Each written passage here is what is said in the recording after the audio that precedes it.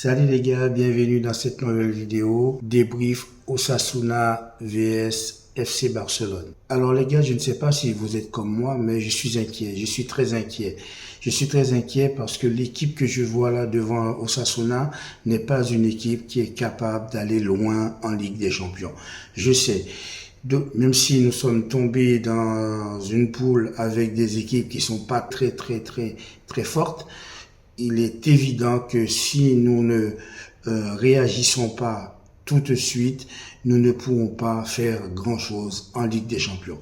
Mais ça, c'est pour plus tard. Revenons sur le match qui s'est déroulé hier entre Osasuna et FC Barcelone. Victoire de FC Barcelone, 2 buts contre 1 but de Jules Koundé et deuxième but de Robert Lewandowski sur penalty. Xavi a décidé d'aligner Jules Koundé ainsi que Christensen dans l'axe central, Baldé à gauche, Sergi Roberto à droite.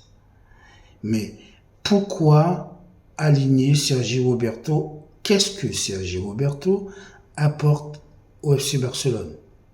Il est mauvais quand il joue latéral droit, il est mauvais quand il joue en milieu récupérateur, il est mauvais tout court.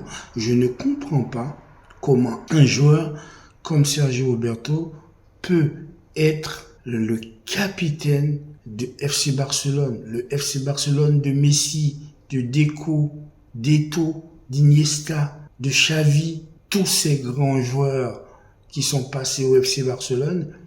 Comment on peut se retrouver à avoir un joueur comme Sergi Roberto comme capitaine? Ça, c'est une première chose. Deuxième chose, à la limite, je préfère encore faire une défense à 3, quitte à mettre Christensen, Koundé et Garcia. Mais on a vendu Garcia, d'accord. Mais pour garder qui? Pour garder Sergi Roberto. Pourquoi on n'a pas fait débuter le match par Joao Cancelo? Nous avons Joao Cancelo sur le banc et on va mettre Sergi Roberto comme latéral droit. On s'est fait littéralement marcher dessus par Osasuna dès le début du match. On a l'impression que Xavi ne voulait pas gagner le match, qu'il voulait faire un match nul ou je ne sais quoi. Je n'ai pas compris l'équipe qu'il a alignée. Devant, il continue à mettre Gavi en attaque. Gavi, ce n'est pas un attaquant.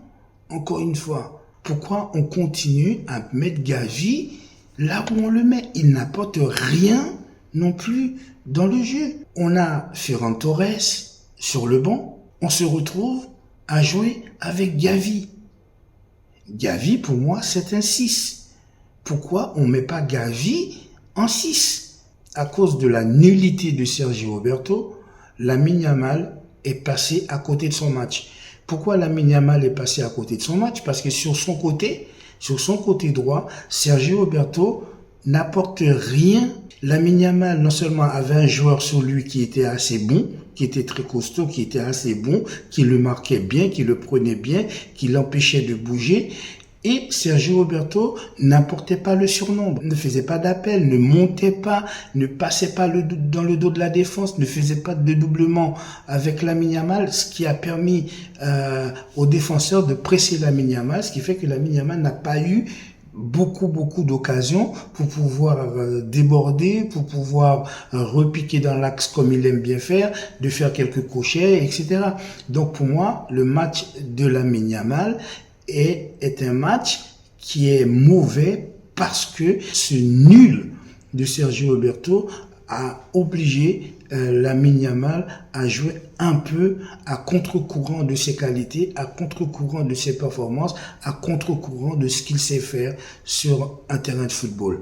Il a été mauvais parce que on a mis derrière lui ce nul qu'est Sergi Roberto, qui mérite même pas d'être dans l'équipe réserve, à jouer latéral droit. On a marqué un but qui vient de nulle part sur un corner où Jules Koundé a mis un magnifique coup de tête pour nous ramener le score à 1-0. Je ne pense pas qu'il y a faute sur l'action de Jules Koundé, mais c'est vrai que Jules Koundé aurait pu ne pas marquer ce but si l'arbitre était tatillon, si l'arbitre voulait nous faire chier, il aurait pu annuler le but. D'ailleurs, il a fait l'appel à la VAR et l'action a été remontrée à maintes reprises. On voit bien que Jules Koundé n'a pas eu l'intention de faire faute et pour moi, il n'a pas eu de faute de Jules Koundé. Donc le but 1-0 est valable. À partir de ce moment-là, je me suis dit, tiens, le FC Barcelone maintenant va dérouler son jeu et essayer de marquer un deuxième but. Eh bien, pas du tout. Pas du tout. Et Sergio Roberto continue sur le terrain à descendre son pantalon et à faire caca sur le terrain. Il est même pas capable de recevoir une passe. Il a ni la technique, il a ni la vitesse, il a ni la conscience du jeu pour être un joueur du FC Barcelone. La seule chose que Sergio Roberto a apporté à cette équipe depuis que je suis le FC Barcelone, pour moi, c'est le but qu'il a marqué contre le Paris Saint-Germain pour nous faire gagner lors de la remontada historique. Sinon, à part ça, Sergio Roberto n'a jamais été un très bon joueur. Il aurait dû être sur la liste des gens à partir. En tout cas, on laisse partir Dembélé, et on laisse partir Ansu Fati, on laisse partir des joueurs comme Coutinho. Pour garder qui? Pour garder Sergio Roberto, quoi. J'ai l'impression que ce gars, il va rester jusqu'en 2050 au FC Barcelone. Je ne sais pas qu'est-ce que Sergio Roberto apporte au FC Barcelone. FC Barcelone joue sans vraiment un bon milieu offensif. On voit que Pedri manque dans l'entrejeu. Je pense que Gundogan peut encore mieux faire. C'est le 4e match qu'il joue avec le FC Barcelone. Pour un joueur de cette qualité-là, pour un joueur de ce calibre-là, à mon humble avis, Gundogan n'apporte pas encore la profondeur de jeu qu'il est capable d'apporter. On voit qu'il n'a pas le niveau qu'il avait lorsqu'il jouait à City. Frenkie de Jong nous a fait ce que j'appelle un masterclass. Pour moi, parmi les 22 acteurs qu'il y avait sur le terrain, le meilleur joueur, le meilleur élément sur le terrain aujourd'hui a été Frenkie de Jong. Frenkie de Jong a été bon dans tout ce qu'il a fait, dans tout ce qu'il a eu à faire et dans tout ce qu'il pouvait faire. Il a été bon, il a été excellent, il a fait un match magistral. Il a été bon dans les relances, il a été bon dans l'entrejeu. Il aurait pu, à lui tout seul, faire capoter le match. Malheureusement, ça ne s'est pas produit, mais Frenkie de Jong, pour moi, il mérite un 8 sur 10. Comme il n'a pas marqué, s'il avait marqué ne serait-ce qu'un but, je l'aurais mis 9. À mon sens, Frenkie de Jong a été le meilleur Barcelonais sur le terrain d'Osasuna. Si je devais mettre des notes, je mettrais un 6 à Ter Stegen parce que pour moi, il n'a pas fait un très bon match. Malgré qu'il nous a aidé à ne pas prendre de but, je trouve dans les relances, il a été très mauvais. Ce qui n'est pas du tout le cas d'habitude de Ter Stegen. On connaît Ter Stegen, on sait très bien qu'il a un très très bon jeu au pied. Et là, j'ai trouvé par 2 ou 3 fois, il a merdé avec la balle. Il a envoyé la balle n'importe où, n'importe comment. Il était assez fébrile dans son jeu au pied. Koundé, je donne un 7 à Koundé. Koundé a fait un match excellent. Il a été efficace, il a été très bon, il a fait aucune faute, il a laissé passer aucun joueur, il a toujours été là dans les bons endroits, dans les bons moments. Il ne s'est pas laissé distancer par les attaques de Osasuna. 7 également pour Christensen. Il a fait un très bon match, il a été très sérieux, très efficace, très bon en soutien avec Koundé dans l'axe de la défense. 6 pour Baldé. Pourquoi?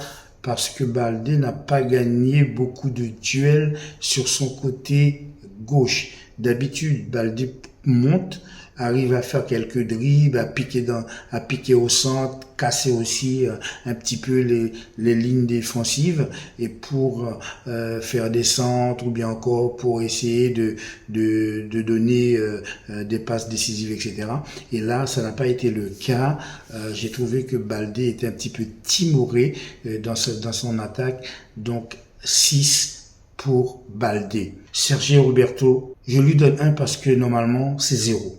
Je lui donne pas 0 sur 10 parce que par respect pour le joueur, il s'est entraîné, il a porté le maillot, il a porté son short, il a porté le brassard de capitaine, donc 1 sur 10. Il n'y a rien à dire. Il n'y a rien à dire sur Sergio Roberto. Dès qu'il a la balle, il se dépasse en retrait, il est nul. Mais 1 sur 10, je ne peux pas lui donner 0 malheureusement parce qu'il s'est déplacé, il s'est levé, il s'est douché, il s'est habillé, il s'est entraîné et il est venu sur le terrain. Donc 1 sur 10. Romero, je lui donne 5 sur 10 parce qu'il n'a pas été non plus très bon. Il est bon quand il s'agit de faire du repli défensif, il est bon quand il s'agit de faire des marquages, de presser, etc. Mais sinon, en termes de technicité, ça n'a pas été, d'autant plus qu'il jouait au milieu de terrain. C'est le joueur qui aurait pu permettre à FC Barcelone d'apporter le surnombre, permettre à FC Barcelone de mettre Lewandowski sur de bons rails pour pouvoir essayer de marquer un but.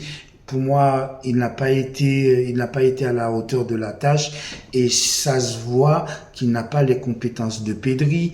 C'est vrai que c'est un joueur qui est assez costaud, qui est assez physique. Quand on a besoin d'un impact physique, Romero peut apporter quelque chose. Mais dans ce match-là, il n'a pas été très bon. Donc 5. Gundogan 6. Gundogan, c'est un joueur qui est capable de donner de très bonnes balles. Je pense que s'il y a une personne après De Jong qui soit capable de donner de très bonnes balles lors des appels, c'est bien Gundogan. Et Gundogan, pour moi, il est à 50%. Je ne sais pas ce qui se passe. Je le trouve à 50% de ses capacités. Il n'est pas encore à 100%. Je ne sais pas s'il est blessé. Je ne sais pas ce qui se passe. Pour moi, Gundogan n'a pas encore la plénitude de tout ce qu'il est capable d'apporter à cette équipe. Donc, 6 sur 10, c'est très bien. Peut mieux faire. Gavi, 6 aussi. Tout le monde connaît Gavi. C'est un titan, c'est un féroce, c'est un lion. Il ne fait pas les choses à moitié. Il est capable d'avaler des kilomètres et des kilomètres. Repli défensif, il est là. Pressing, il est là. La seule chose qu'il manque à Gavi, à mon sens, il manque la technicité. Gavi n'a pas la technicité pour jouer dans un poste avancé. Gavi, c'est pas un joueur qui est capable d'éliminer. Gavi n'est pas un joueur qui est capable de donner de très bonnes passes décisives. Gavi n'est pas Pedri. Donc, Gavi, quand on le fait jouer en poste avancé comme ce fut le cas hier, eh bien, Gavi n'apporte pas ce qu'il doit apporter à l'équipe.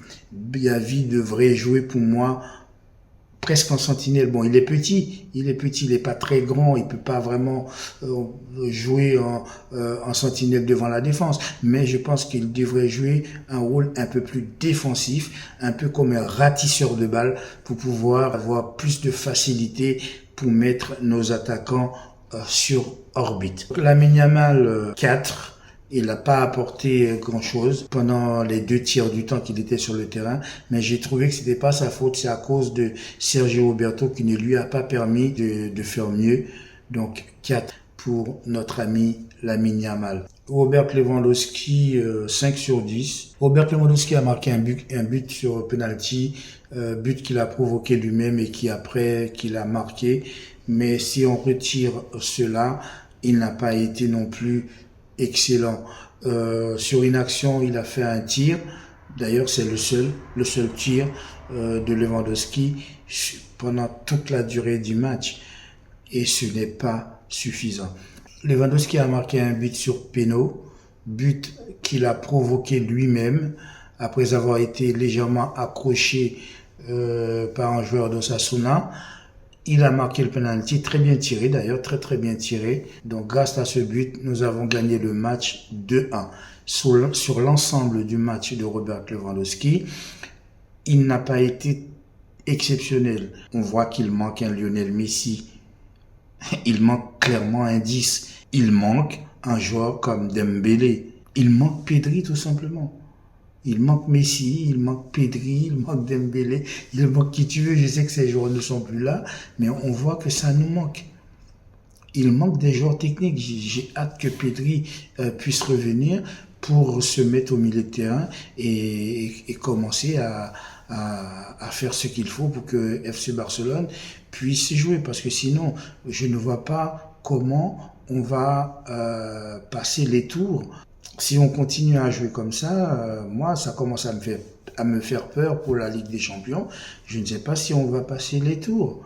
Est-ce qu'on va passer les poules qualificatives?